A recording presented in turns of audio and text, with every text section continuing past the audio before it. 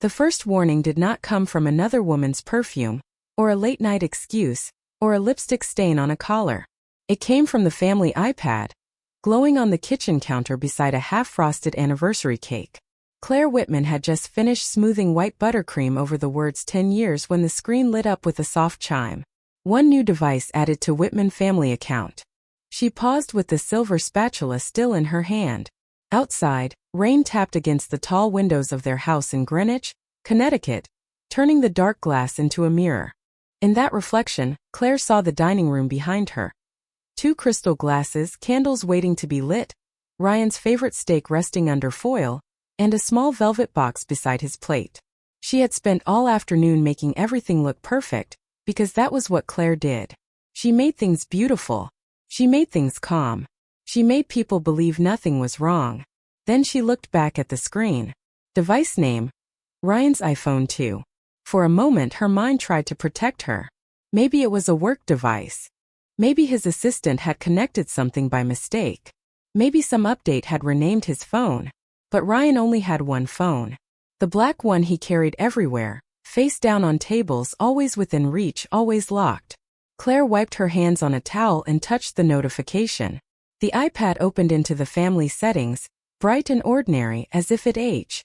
Dinner lasted 37 minutes, and Claire remembered every second of it, because every second felt rehearsed by one person and survived by the other. Ryan talked about traffic on Interstate 95, a board member who wanted too much attention, and a new investor flying in from San Francisco. He cut his steak, poured the wine, laughed at the right moments, and never once looked fully at the iPad again. Claire sat across from him in the candlelight, nodding when she needed to, smiling when silence became too sharp, feeling the weight of her wedding ring against her finger like a small, polished question.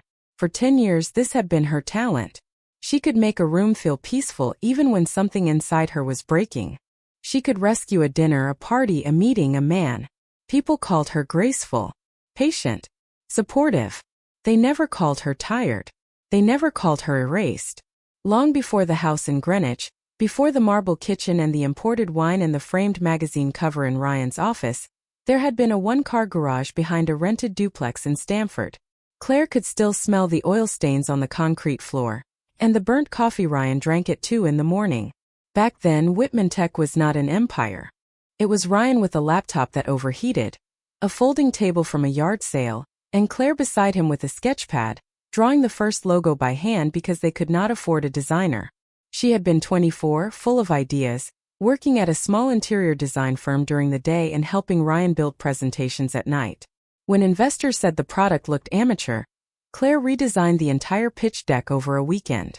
When payroll almost failed, she sold the little Cape Cod house her mother had left her and told Ryan they could start over later. When he panicked before his first real meeting in Manhattan, she stood in front of him in their tiny bathroom and tied his navy tie with shaking fingers, whispering, "You do not need to sound rich. You just need to sound honest." He had kissed her hand then. He had said, "When this works, everyone will know what you did." But success has a strange way of editing history. The company grew. The office moved from the garage to downtown Stamford, then to a glass building near the water. Reporters started calling Ryan a self-made founder. Investors called him visionary. His mother, Evelyn Whitman, began correcting people whenever they said Claire had helped. Emotionally, Evelyn would say with a thin smile, Claire supported him emotionally. Ryan built the company. At first Claire laughed it off. Then she swallowed it. Then she started saying it herself because it was easier than watching Ryan stay silent. The night Whitman Tech reached a valuation of $80 million, Ryan stood on a stage in New York and told a room full of cameras, "I started with nothing but a dream." Claire had been sitting 10 feet away, wearing a blue dress she had bought on sale, clapping while something invisible inside her folded smaller and smaller. After dinner, Ryan checked his watch and said he had a few calls to return before bed. Of course he did. He kissed her cheek again, took his wine and walked toward the hallway that led to his locked office. Claire stayed at the table, surrounded by candles burning lower and lower, listening for the sound of the office door clicking shut. When it did, the house changed. It became too large, too quiet, too expensive. She rose slowly and carried the plates to the sink, not because they needed washing, but because her hands needed something ordinary to do. The iPad sat where she had left it. Dark screen. Silent now. Waiting. Claire touched the glass, and it woke beneath her finger. More photos had synced. A restaurant receipt from Midtown Manhattan. A calendar alert for a private appointment at a hotel on Madison Avenue. A screenshot of a message thread, only half visible but enough. She still thinks the gala is just a celebration. Claire stared at that sentence until the letters stopped looking like words and started looking like a door. A door Ryan had built quietly, carefully, behind her back. Upstairs, water began running in the primary bathroom. Ryan was getting ready for bed, as if this were any other anniversary night. Claire looked toward the hallway, then back at the screen. For years, she had been the perfect wife because everyone told her peace was a woman's greatest achievement. But peace without truth was just silence with nicer furniture. She took a slow breath, opened the Notes app on her laptop, and created a new folder. She named it For the Truth. Then she removed her wedding ring, placed it beside the keyboard, and began saving everything. Claire did not sleep that night. She lay beside Ryan in the dark, listening to the quiet rhythm of his breathing, while the second phone kept confessing from the kitchen below. Every few minutes, the family account pulled something new from the hidden device and placed it neatly into the life Ryan thought he controlled. A photo. A note. A calendar reminder. A voice memo. Truth did not arrive all at once. It came in pieces, cold and organized like receipts being slid under a locked door. At 2:13 in the morning, Claire slipped out of bed and put on a robe. Ryan did not move. His real phone sat charging on his nightstand, screen down as always. For years, that small habit had bothered her, but she had trained herself not to ask too many questions. Good wives trusted. Good wives did not snoop. Good wives did not embarrass their husbands with suspicion. That was the script everyone had handed her, and somehow she had performed it until she forgot it was not love. Downstairs, the house smelled faintly of extinguished candles and cold steak. The anniversary cake still sat on the counter, untouched, the white frosting beginning to dry at the edges. Claire opened the iPad and saw the newest upload waiting for her. A voice memo 14 seconds long. She stared at the tiny play button for almost a full minute before touching it. Ryan's voice filled the kitchen, low and casual, as if he were discussing weather or stock prices. After the gala, Claire will sign. She will not even know what she is giving up. Then a woman's voice answered, smooth and amused. And if she asks questions? Ryan gave a soft laugh. She will not. She hates making scenes. The recording ended. The refrigerator hummed. Rain ticked against the windows. Claire stood so still that the motion sensor light above the sink went dark, leaving only the iPad glow across her face. She played it again. Then again. Not because she needed to hear it, but because some part of her wanted to understand how a man could say her name with such confidence and so little tenderness. After the fourth time, her hands stopped trembling. She saved the file to the folder on her laptop, labeled it carefully, and wrote the time beneath it. She did not scream. She did not throw the iPad. She did not run upstairs and shake Ryan awake, begging for an explanation that would only be another polished lie. Instead, she opened her old leather notebook, the one she had used when Whitman Tech was still just sketches and impossible hopes. The first pages were filled with logo ideas, color palettes, meeting notes, and one sentence she had written years ago after their first investor said no. Build slowly. Build honestly. Claire turned to a blank page. The pen hovered above the paper. Then she wrote, he thinks I am still asleep. The words looked small at first, then powerful. By sunrise, the rain had stopped, and the sky over Greenwich turned pale gray. Ryan came downstairs in a white dress shirt, already buttoning his cuffs, already wearing the face he gave the world. You are up early, he said, glancing at the closed laptop near her coffee mug. Claire looked at him over the rim of her cup. So are you. He smiled. Big day. I have to fly to Chicago for investor meetings. I will be back tomorrow night. Chicago. The calendar on the second phone said Madison Avenue. Claire nodded slowly. Safe flight. Ryan studied her for a second, perhaps searching for cracks, tears, accusations. He found none. That seemed to relax him. He leaned down, kissed the top of her head and said, try not to worry about last night. Technology is messy. Claire almost laughed at that. Technology was the only honest thing in their marriage right now. After he left, the garage door rolled shut, and his car disappeared down the wet driveway. Claire waited until the sound was gone. Then she walked to the hallway and stood before Ryan's locked office. Dark walnut door. Brass handle. One room in her own home where she had been made to feel like a guest. For years, Ryan had said it was about privacy, legal documents, confidential deals. But the second phone had synced his passwords too, hidden inside a note labeled harmlessly as vendor codes. Claire typed the 6 digits into the keypad. The lock clicked open. For a moment she did not move. Crossing that threshold felt bigger than opening a door. It felt like stepping out of the role Ryan had written for her. Then Claire pushed the door wide, walked inside, and saw her own name printed across a folder on his desk. The folder on Ryan's desk was not hidden beneath stacks of paper or tucked inside a drawer. It sat in the center of the polished walnut surface as if it belonged there, as if Claire's name had become just another item on his schedule. Claire exit strategy. For several seconds she could not touch it. The office was colder than the rest of the house, with gray walls, leather chairs, framed awards, and floor-to-ceiling shelves filled with business books Ryan had never finished reading. A photo of him stood near the window, taken for a magazine cover, arms crossed, smile controlled, the headline calling him the man who built the future from nothing. Claire looked at that photo, then at the folder, and felt something quiet settle inside her. Not fear. Not even sadness. Recognition. She opened it. The first page was a draft divorce agreement. Her name appeared under paragraphs written in stiff legal language, words designed to make her life smaller. Voluntary separation, emotional instability, limited claim, confidential settlement. She turned the page and found a prepared statement for the press.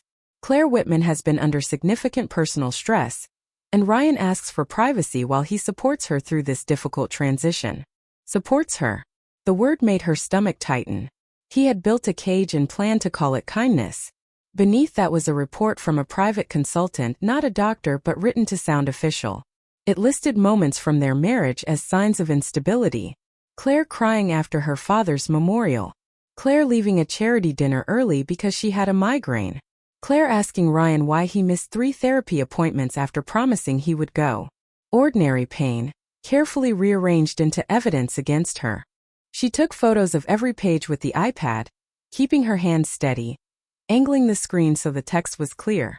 Then she found the financial documents. Transfers from their joint account into a limited liability company she had never heard of. Monthly payments labeled consulting. A down payment on an apartment in Manhattan. Her eyes stopped on the address. Madison Avenue. The same address from the calendar alert.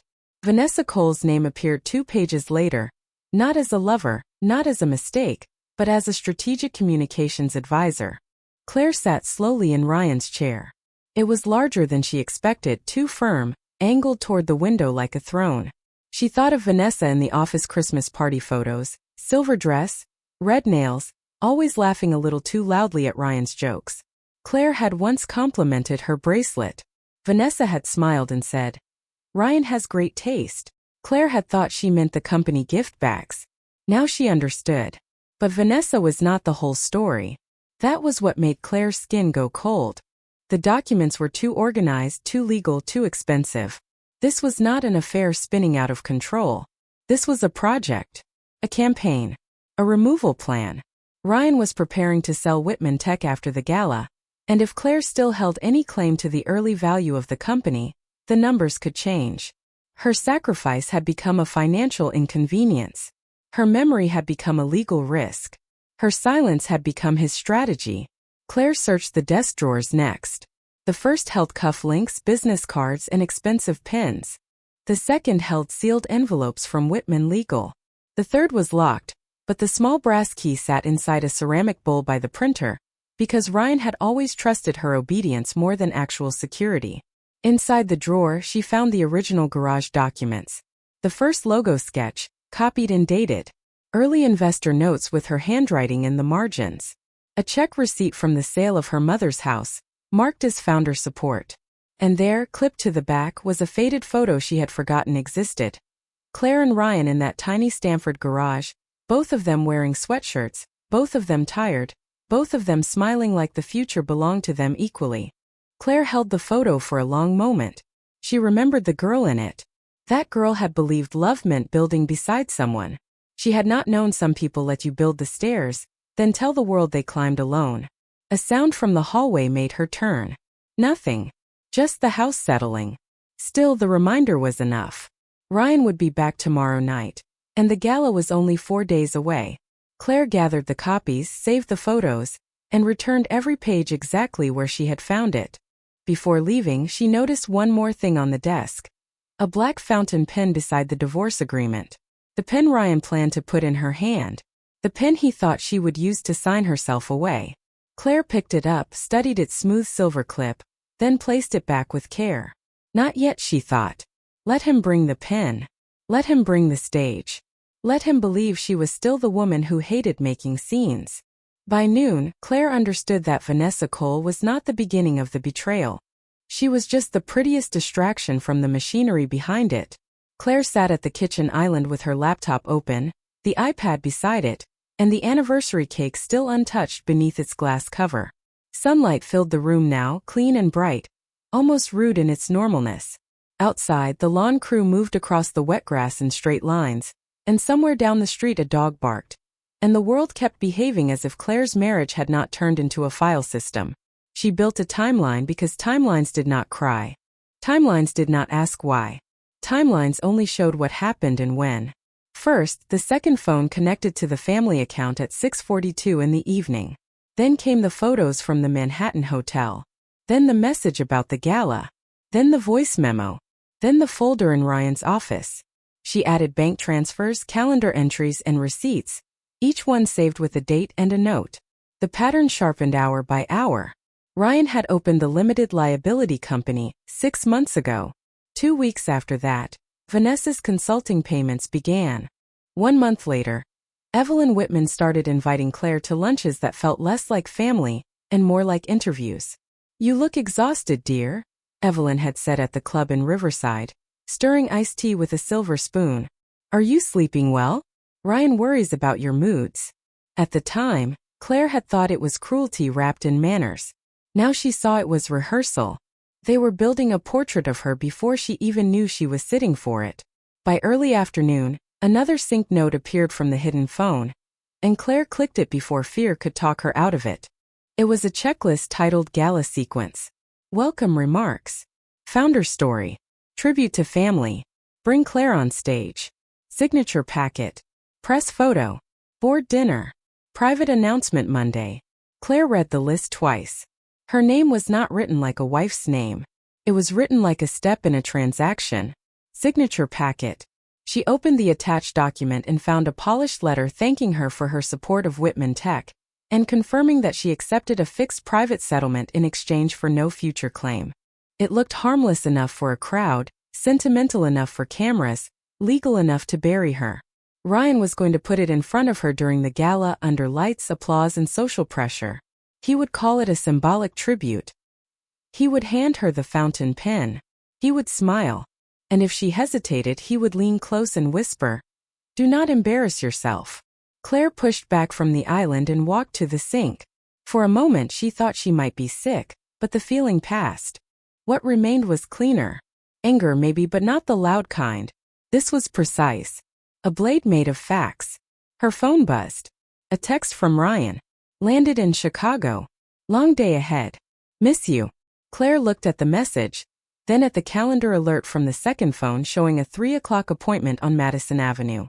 She typed, "Hope the meetings go well," then deleted it. She typed, "I know," then deleted that too. Finally she wrote, "Good luck today." It was the kind of message a perfect wife would send. That was useful. 20 minutes later, the family account synced a location photo from the hidden phone. A reflection in a polished elevator wall. Ryan's suit. Vanessa's silver sleeve. The blurred gold numbers for the 42nd floor. Claire saved it without flinching. Then she searched the Madison Avenue address and found the listing. Luxury apartment, 2 bedrooms, city views, monthly cost higher than most American families paid for a mortgage. The owner was hidden behind the same limited liability company funded from her joint account. Her mother's money had once saved Ryan's dream. Now their shared money was furnishing his escape. That was when Claire stopped thinking of this as heartbreak. Heartbreak was personal. This was theft with a wedding band. She went back to the office and photographed the founder support receipt again, this time closer, making sure her name, the amount, and the date were clear. Then she scanned the old logo sketch, the early pitch notes, and every document that proved she had not been a decorative wife standing beside a genius. She had been there before the glass tower, before the magazine covers, before Ryan learned to speak about sacrifice as if he had made all of it alone. As the afternoon faded, Evelyn called. Claire let it ring twice before answering. "Claire," Evelyn said, smooth as polished stone, "Ryan mentioned you seemed emotional last night. Perhaps the gala is too much for you. No one would blame you for staying home." Claire looked at the folder on her screen, then at the tiny wedding ring beside her keyboard. "That is kind of you," she said. "But I will be there." A pause. "Are you sure, dear?" Claire smiled, though Evelyn could not see it. "I would not miss it for the world." After the call ended, Claire opened a new contact page and typed a name she had not spoken in years. Daniel Hayes. In college, Daniel had known her before Ryan, before Whitman, before she became a supporting character in her own life. Now he was a family and financial attorney in New Haven. Her thumb hovered over the call button. For a second, old shame rose up, asking if this was too much, too dramatic, too late. Then Claire looked at the sentence in her notebook. "He thinks I am still asleep." She pressed call. Daniel Hayes answered on the fourth ring, and the sound of his voice pulled Claire backward almost 12 years. "Claire," he said, surprised but careful, as if her name had arrived carrying weight. For 1 second she saw him the way he had been at the University of Connecticut, leaning over a library table with a yellow legal pad, arguing about ethics like they were not just rules but promises people made to strangers. Back then, he had wanted to become the kind of lawyer who protected people from being erased by paperwork. Claire had teased him for sounding like a courtroom movie. Now she stood in her marble kitchen with a folder full of her own erasure, praying he had meant every word. "Daniel," she said, and her voice almost cracked, so she lowered it. "I need legal advice." Quietly. He did not ask gossip questions. He did not ask if she was overreacting. He only said, "Are you safe?" The question was so simple, so human, that Claire had to close her eyes. "Yes," she said. "But I think my husband is trying to take everything and make people believe I lost control." Silence. Then Daniel's voice changed. Not softer, sharper. "Do not confront him. Do not sign anything. Do not delete anything. Can you come to my office today?" Claire looked toward the locked office, toward the documents she had returned exactly as she found them. "Yes. Bring copies, not originals. Bring your laptop if you can." And Claire. "Yes. From this moment on, assume anything you say in that house may be used against you." The drive to New Haven took just under an hour, but it felt like crossing from one version of her life into another. Claire wore dark jeans, a cream sweater, and the camel coat Ryan once said made her look too serious. She liked it now. Serious felt useful. Her laptop bag sat on the passenger seat, holding scans, screenshots, voice memos, bank records, and the old garage photo tucked inside a book so it would not bend. Along Interstate 95, the sky hung low and silver, and every mile gave her more room to breathe. Daniel's office was not flashy. Brick building, 3rd floor, view of a coffee shop and a line of bare maple trees. His name was printed on the frosted glass door. Daniel Hayes, Family and Financial Law. When Claire stepped inside, he came out from behind his desk and stopped before hugging her, giving her the choice. That small respect nearly undid her. She nodded and he embraced her once, briefly, like a friend helping someone stand without making a performance of it. Then they sat at the conference table, and Claire opened the folder. For the next 2 hours, Daniel listened while she explained everything from the notification to the voice memo to the Madison Avenue apartment. He took notes in clean, narrow handwriting. He asked dates, amounts, names, and whether Ryan had ever pressured her to see a doctor, miss events, or sign documents quickly. Claire answered each question, and with every answer the shape of the trap became clearer. Daniel played the voice memo twice, his jaw tightening the second time. Then he leaned back and looked at her across the table. "This is not just divorce strategy," he said. "This is financial misconduct, possible forgery if your signature appears anywhere without consent, and a coordinated attempt to damage your credibility before a major corporate transaction. Claire's hands folded in her lap. Can we stop him? Daniel looked at the documents again. No, her heart dropped. Then he continued. We let him walk onto the stage first. Claire stared at him. What? Ryan is building his own public record. He wants cameras, witnesses, applause, and a sign packet. That is his leverage. We turn it into yours. Daniel slid a legal pad toward her and drew 3 columns. Evidence. Protection. Timing. Today we preserve everything. I contact a forensic accountant I trust. We verify the transfers, the company ownership, the apartment, and the founder contribution. We prepare notice to the board's counsel, but we do not send it yet. Not until Ryan creates the moment he thinks will corner you. Claire looked down at the word timing. It frightened her. It also steadied her. And the gala? She asked. Daniel tapped the pen once against the paper. You go. You smile. You do not sign. If he hands you anything, you ask to read it aloud or display it. If he tries to frame you as unstable, we make sure the evidence is already in the hands of people who understand liability. Claire let out a slow breath. For the first time since the iPad chimed, she felt something other than shock. Not relief. Not happiness. Direction. Daniel's expression softened. Claire, I need to ask you something, and I want an honest answer. Do you want revenge? Or do you want your life back? Outside the window, traffic moved through the wet street below. Claire thought of the garage, the cake, the ring beside her keyboard, the way Ryan said she hated making scenes. Then she looked at Daniel, and her voice was quiet but certain. Both, she said. But legally. Daniel almost smiled. Good. Then we do this carefully. When Claire left his office, she was carrying copies of emergency financial filings, a secure drive, and a plan that did not depend on Ryan suddenly becoming decent. In the parking lot, her phone buzzed with a message from him. Dinner tomorrow when I get back? We should reset. Claire read it once, then slipped the phone into her coat pocket. Reset. That was exactly what she intended to do, but not the way Ryan meant.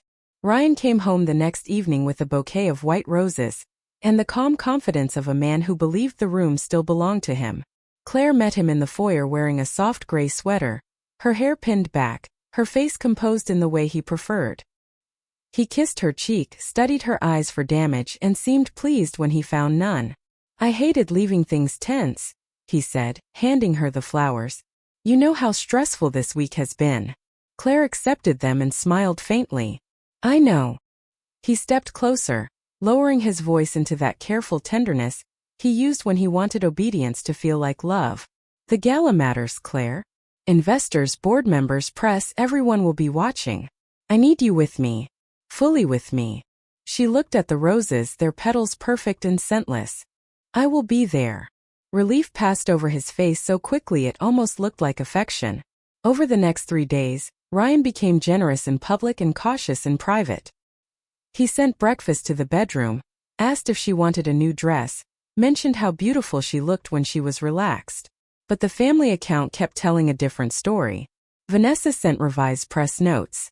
Evelyn confirmed seating arrangements that placed Claire between 2 bored wives who loved gossip but hated discomfort. The signature packet was updated twice, each version softer in tone and sharper in consequence. Daniel reviewed everything from his office in New Haven, and each night Claire uploaded more evidence to the secure drive. She learned the rhythm of patience. Save. Label. Breathe. Smile. On the morning of the gala, Claire stood in the walk-in closet while Ryan adjusted his cufflinks in the mirror. His tuxedo was black, tailored within an inch of perfection. He looked like a man carved for magazine covers, the kind of man people trusted because wealth had polished the edges off his lies. Wear the champagne dress, he said without turning around. The one from the Whitman Foundation dinner. Claire ran her fingers along the sleeve of a simple white dress she had chosen instead. I thought I would wear this one. Ryan glanced over and his mouth tightened. It is a little plain for tonight. Maybe plain is good, Claire said. It does not compete with the company. He looked at her for a beat, then smiled as if granting permission. As long as you smile. The gala was held in a ballroom at a luxury hotel in Manhattan, 42 floors above Madison Avenue, close enough to the apartment that Claire wondered whether Ryan had chosen the location for convenience or cruelty. Glass walls framed the city in glittering lines. Waiters carried trays of sparkling water and tiny crab cakes. Investors laughed with their heads tilted back. Reporters adjusted cameras near the stage. A large silver banner read, "Whitman Tech, 10 years of building tomorrow." Claire stood beside Ryan as guests approached, each one praising him for vision, discipline, sacrifice. Ryan placed a hand at the small of her back, light enough to look affectionate, firm enough to steer. "Claire has been my anchor," he told a board member from Boston. "Could not have done it without her support." Support. The safest word for a woman men did not want to credit.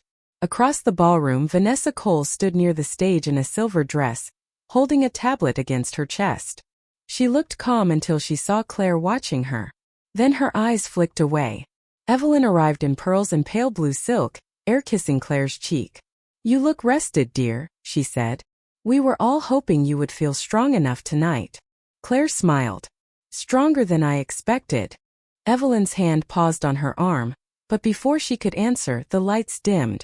Ryan stepped onto the stage to applause that rolled through the ballroom like weather. Claire sat at the front table, the secure drive in her clutch, Daniel 3 tables back in a charcoal suit, almost invisible unless she knew where to look. Ryan began with the garage story. His voice warmed at exactly the right places. He spoke of risk, hunger, sleepless nights, the courage to build when no one believed. Behind him, the screen showed old photos of the company's early days, carefully selected. Ryan alone with the laptop. Ryan shaking hands with investors. Ryan outside the first office. Not one photo of Claire. Not one sketch. Not one receipt. Then Ryan paused, softened his face, and looked toward her. "Of course, every builder needs someone who believes in him. Claire, would you come up here?" The room turned. Applause rose. Claire stood, smoothing the white dress Ryan had called plain, and walked to the stage. Ryan took her hand as cameras flashed. On the podium lay the black fountain pen from his office and a cream folder embossed with the Whitman Tech logo. "Tonight," Ryan said into the microphone, "I want to honor my wife for her loyalty, her grace, and her trust." He opened the folder and angled it toward her. Just a small ceremonial letter for the company archive. The audience sighed softly, charmed by the performance. Ryan leaned close, his smile fixed for the cameras. "Sign it, Claire," he whispered. "Do not make this awkward." Claire looked at the pen, then at Ryan, then at the hundreds of faces waiting for her to play her part. Slowly, she picked up the microphone instead. "Before I sign anything," she said, her voice clear across the ballroom, "I think everyone should know what my husband's private files have already signed him into." For one impossible second, the ballroom stayed beautiful. The chandeliers still glowed. The skyline still glittered beyond the glass. The champagne still bubbled in thin crystal flutes.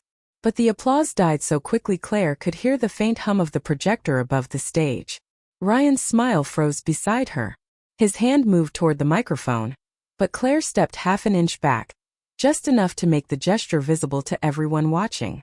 Daniel rose from his table without rushing and handed a small remote to the hotel technician near the screen. The first image appeared behind Claire. A clean timeline with dates, device records, and account logs. No shouting. No private photos. No humiliation for entertainment. Just facts, bright and undeniable, filling the screen Ryan had planned to use for his own legend.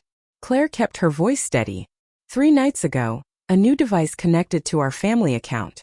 That device began syncing information my husband did not know I could see. A murmur moved through the crowd. Ryan laughed once too loudly. "Claire, this is not the time." She looked at him, calm as glass. "You chose the time." The next slide appeared. The Madison Avenue apartment, the limited liability company, the payments from the joint account. A board member in the front row leaned forward. Another whispered to the woman beside him. Vanessa stood near the stage, her tablet pressed against her chest, her face no longer polished. Claire continued. "At first, I thought I had discovered a personal betrayal. Painful, yes, but private. Then I found the documents." The screen changed again. Claire exit strategy. The words looked colder at 40 feet wide than they had on Ryan's desk. Someone gasped. Evelyn Whitman's pearl necklace shifted against her throat as she sat straighter, her expression tightening into something almost like fear. Ryan reached for Claire's arm, but she moved away before he touched her. This folder contained a prepared divorce agreement, a public statement questioning my emotional stability, and a packet I was expected to sign tonight under applause, cameras, and pressure. She lifted the cream folder from the podium and held it where everyone could see. "This is that packet." Ryan's face flushed, but his voice stayed smooth, the way it always did when he thought smoothness could replace truth. "My wife has been under tremendous stress. I was trying to protect her privacy." Claire turned to the technician. The final audio file played through the ballroom speakers. Ryan's own voice filled the room, casual and unmistakable. "After the gala, Claire will sign. She will not even know what she is giving up." Then Vanessa's voice asked what would happen if Claire asked questions. Ryan's answer came next, and this time, no one breathed over it. "She will not. She hates making scenes." The recording ended. The silence afterward felt larger than the room. Claire looked at the crowd, then at Ryan. "He was right about one thing. I do hate making scenes. I hate them because women like me are often punished for having a voice. If we cry, we are unstable. If we stay quiet, we are weak. If we ask questions, we are dramatic. So tonight I am not making a scene. I am making a record." Daniel stepped forward then, not onto the stage, but close enough for the front tables to hear. "Copies of the relevant documents have been delivered to the board's counsel and an independent forensic accountant. Any attempt to destroy, alter, or suppress corporate or financial records after this point will create additional legal exposure." The words landed like stones in clear water. A man from the board stood, his chair scraping softly against the ballroom floor. "Ryan," he said, voice tight. "Is this authentic?" Ryan looked from the screen to Claire to Vanessa, searching for someone else to control. Vanessa took one step backward. Evelyn looked away. For the first time all night, Ryan had no script. "This is being taken out of context," he said. Claire almost smiled. Context had been the cage he built around her. Now it had become the door opening. She looked down at the black fountain pen on the podium, the one he had planned to place in her hand. Slowly she picked it up. Ryan's eyes followed the movement, and for one fragile second, hope flickered across his face. He still thought obedience could return if the room got quiet enough. Claire opened the cream folder, drew one clean line through the signature page, and wrote across it in careful letters, "I do not consent." Then she set the pen down. The sound was small, but everyone heard it. Finally, she removed her wedding ring. The diamond caught the chandelier light, bright and brief, like the last flash of a life she had mistaken for love. She placed it beside the pen and faced Ryan for the last time that night. "You said I would not break down in public," she said softly. "Let the record show I did not." Then Claire walked off the stage, not quickly, not dramatically, but with the kind of quiet strength that made people move aside without being asked. 3 months later, the old garage in Stamford looked smaller than Claire remembered. The concrete floor still carried faint oil stains beneath a fresh coat of sealant, and the walls still held the kind of winter chill that made every sound sharper. Outside, traffic passed on the 2-lane road, ordinary and steady, while inside, sunlight fell through a single square window onto a folding table almost exactly like the one she and Ryan had used in the beginning. But this time Claire stood there alone, and alone did not feel empty anymore. It felt accurate. It felt honest. The weeks after the gala had not been easy, but they had been clear. Ryan was removed from active leadership, while the board opened an independent investigation. The sale of Whitman Tech was paused. The limited liability company was frozen. Vanessa Cole agreed to cooperate after her attorney saw the records Daniel had preserved, and Evelyn Whitman stopped calling the moment politeness could no longer protect her. There were meetings in glass conference rooms, long phone calls with accountants, and legal papers stacked so high Claire sometimes felt as if her life had become nothing but signatures.